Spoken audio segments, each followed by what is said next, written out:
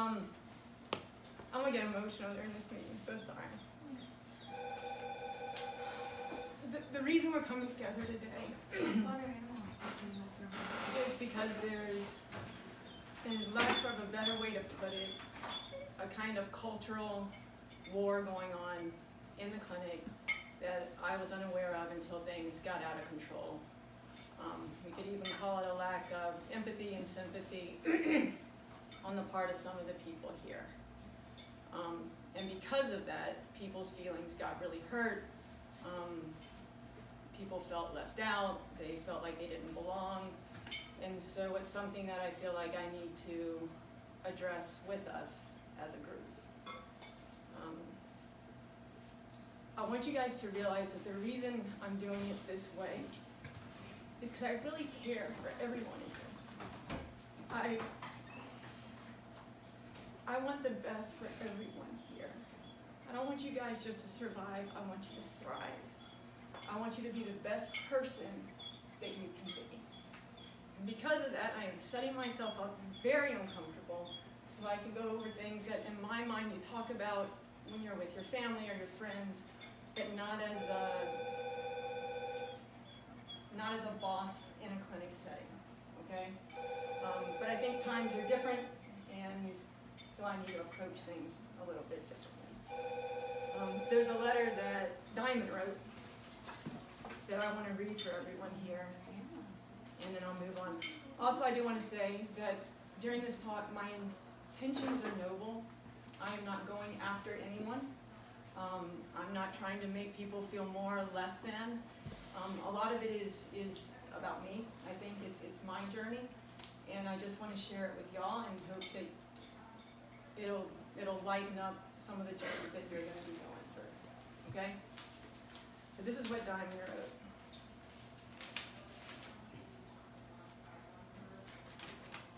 It says here. She said I could read it. We asked her. Let me start by saying that we are all aware of what is happening, not only in this city, but worldwide. People everywhere are protesting and fighting for social justice and trying to make progressive strides regarding systemic racism. I have been truly uncomfortable hearing some of the opinions and thoughts of others on what is happening in the world regarding Black Lives Matter and innocent Black lives being taken. Some of these opinions make me feel undervalued as a person in this world. Although people do essentially have the right to voice their opinions, it becomes problematic when they harm others or make them uncomfortable with good reason. You must understand that I am the only Black American employee here, and I feel that I should not feel unsafe or uncomfortable in my place of work. But many people like me do every single day. Let me also note that we have employees who are not POC themselves. Y'all know what that means because it took me a minute because I can't, okay.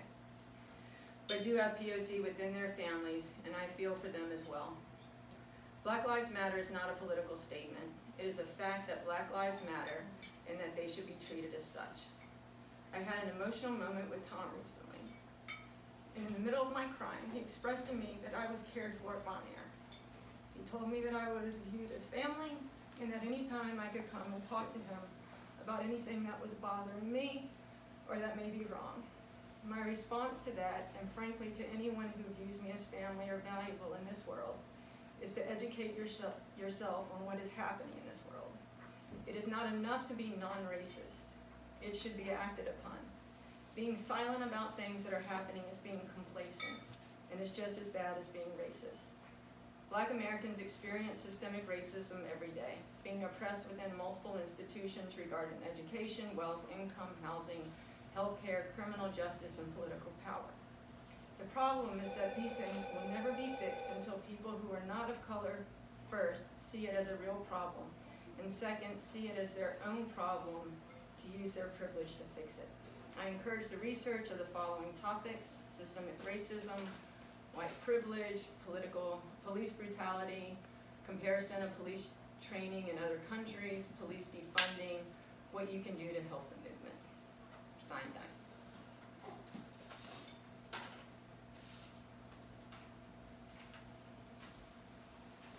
I want you guys, with what I'm going to say here, to put aside your prejudices, put aside your egos, going to not choke the baby, and to just listen with an open heart. So the first thing I want to introduce here is an absolute truth. And so the absolute truth is that everyone here is human. Every single person in this room is a human being. We are also spiritual beings. And I'm not going God on you, but what I'm trying to emphasize is that we have a sense of awe and wonder. There's a sense that there is something greater than ourselves. We're also Homo sapiens, everybody in this room. And here's the amazing thing. If you walk out of the door, there's a whole bunch of humans that live in the community that surround you. Humans are everywhere. They're in the Amazon rainforest. They're in the Kalahari Desert. They're on every continent on this country, in this world. They're on every continent. And they're human. They're in Africa, they're in Australia, they're in Asia, they're in the Middle East, they're in the Americas, they're in Antarctica, I think so. They're in Greenland, but they're everywhere. And all of them are human. As humans, if we strip everything else away, there's things that we desire. And I think I can speak on it because I'm human too. And so here are some of the things that humans desire. We want to be accepted. Everybody, doesn't matter where you're from. We want a sense of purpose. We want to be connected. We want to belong. In these things, we are the same. We are no different. We are communal beings. I'm going to give you some statistical facts. Diversity makes us stronger. I'm going to give you another fact. Solutions are created faster when groups of people from different backgrounds work together. These are statistical facts. What do I mean by diversity? I'm going to start off really simple and then we'll get more complicated, okay? We have 5 doctors in this practice. And yes, in that regard, we are all veterinarians and we are all the same. But we all have different disciplines. Krista is my acupuncturist, my holistic medicine. Seth is my exotics guy. Lauren actually is probably the smartest one here, and she does a lot of internal medicine. Tom's orthopedics. I do ultrasound.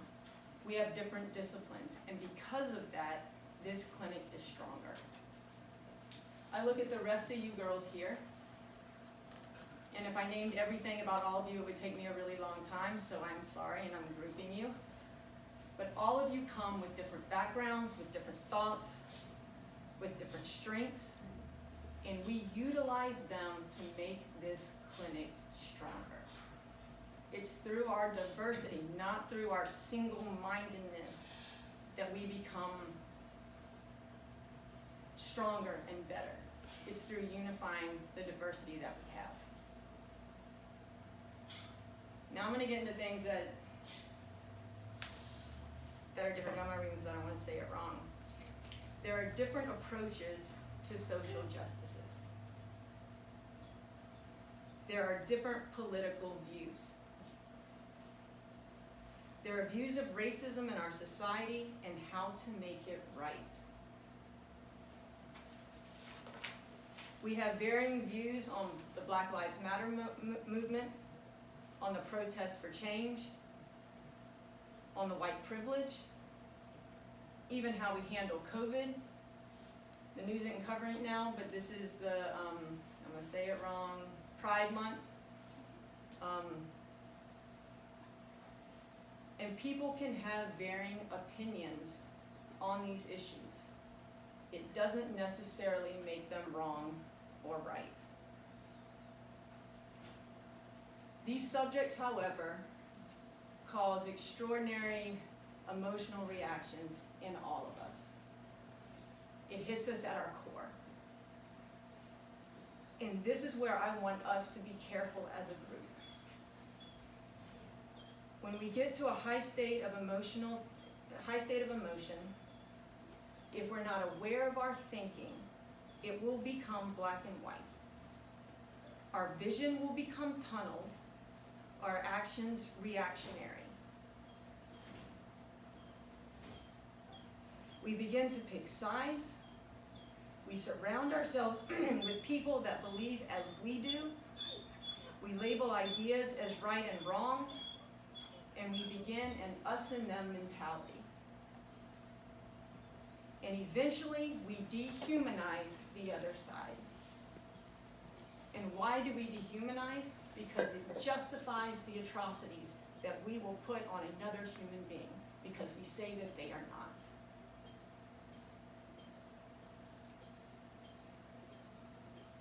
We are all human. That is an absolute. History has a wonderful, it shows us time and time again of what we do. And so the first thing I'm going to bring here today is the idea of slavery. There's not one people group in this entire world, actually, that has not been subjected to slavery. But the slavery that I want to go over today is the slavery here in the United States. A sin that our country has not been able to get over. I want you to understand, too, that I am not saying that there aren't other socioeconomic or cultural injustices that occur in this country. But right now, our country is looking at racism, and it needs to. And it needs to be dealt with. I'm going to relate this back to the Black Lives Matter movement. And I'm even going to make a confession. Several years ago, when I first was aware of the Black Lives Movement's, the BLM, when I was first aware of it, what I heard was, Black Lives Matter more than yours. That was what I heard. And it wasn't a big deal then, and so I didn't really further investigate it. But what I did think was there was another thing that came out was all lives matter. And I was like, okay, well, there's a truth. I'll go with that. But it wasn't until I read this book, it changed me. Because the Black Lives Matter isn't saying that other lives don't matter. Black Lives Matter is saying that a trodden group does matter. It's not putting another group down. It's lifting a trodden people up. There's a lady named Brené Brown who is one of my big heroes. And I want to read what she said because this changed me. She said, "I believe Black Lives Matter is a movement to rehumanize Black citizens. All lives matter, but not all lives need to be pulled back into moral inclusion. Not all people were subjected to the psychological process of demonizing and being made less than human so we could justify the inhumane practice of slavery." And people may say, well, there's no slavery now, but we continue to demoralize them. I just found out about the Jim Crow laws. I didn't even know they existed. I didn't take American history, I'm sorry. I'm just learning through my kids. That set us back 1,000 years. Black Lives Matter. And it's a movement that now I take pride in seeing. It gives me hope that our country can have real change. But our world's not just set on that, oh, we do a great job of dehumanizing. There's the Holocaust. There's the genocide in Rwanda. There's Bosnia-Herzegovina. They destroyed each other. There's the genocide of the Ukrainians. There's apartheid in South Africa. It goes on and on and on. So how do we counter this? Firstly, it's realizing that aggression towards differences is based primarily on ignorance and fear. I was ignorant about what that Black Lives Matter movement was initially, and I educated myself, and it changed me. Cresta and I have absolutely, amazingly different opinions on things. But I do not walk in here and say, oh, there's the chick that has a different opinion from me. I walk in here and I go, there's Cresta Jones. She's not just my colleague, she's my friend. I ask her and value her opinion on stuff because I know she sees it different than I do. How do we get around our prejudices? Why do we even need to? If we cannot be unified in this clinic, if we cannot be unified here, then how do you expect to walk out of here and be unified in your family or in your community, in your state, or even in your country? How can you promote effective change outside if you cannot do it in here?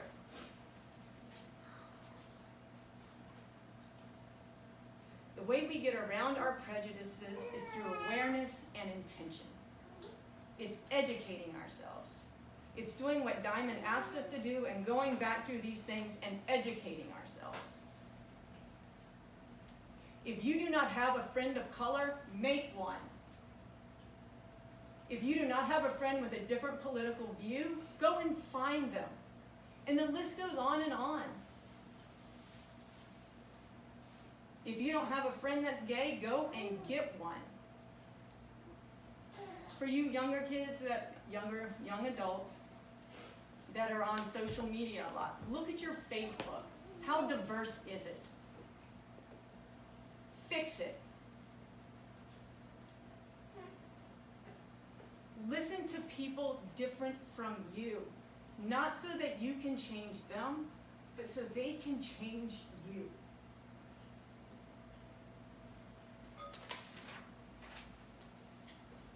Acknowledge people's differences and stop judging them as good or bad.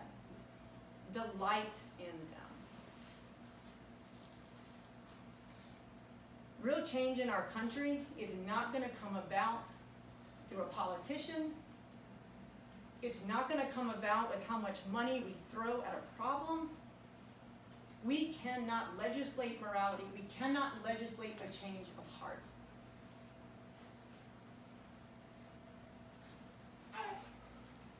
Real change, be it in regards to racism, sexism, sexual orientation, etc., and etc., starts in us.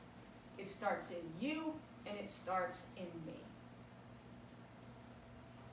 What we do and how we act towards other human beings makes a difference.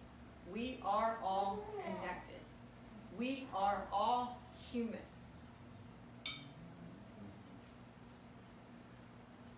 Mandela is another one of my big heroes.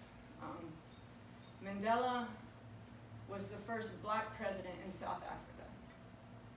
I didn't grow up in South Africa, but I grew up in Botswana, right next to it. And so I was there during the apartheid. And that man was amazing, because by any human standard, when he became president, he had the right to destroy every white person in that country. But he didn't. He requested unity. Him and Desmond Tutu started reparations. They asked for forgiveness. They asked for coming together. And they made that country strong. There's a word that Mandela would use a lot. And the word is Ubuntu, which is a Zulu word. And what that means is, I am because you are, and you are because I am. We are all connected. You influence me, and I influence you.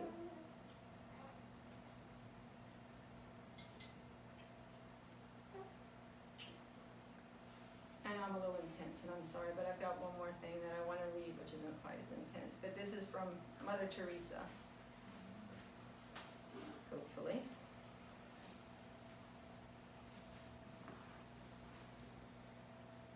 All right, guys, my phone's almost up.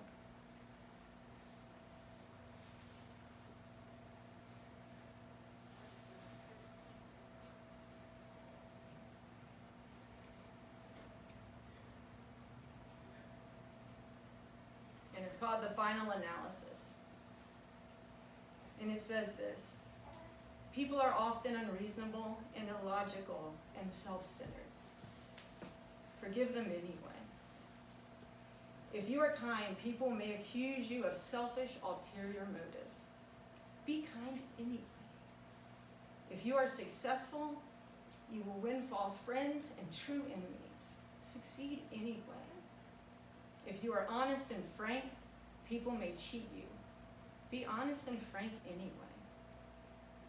If you find serenity and happiness, they may be jealous.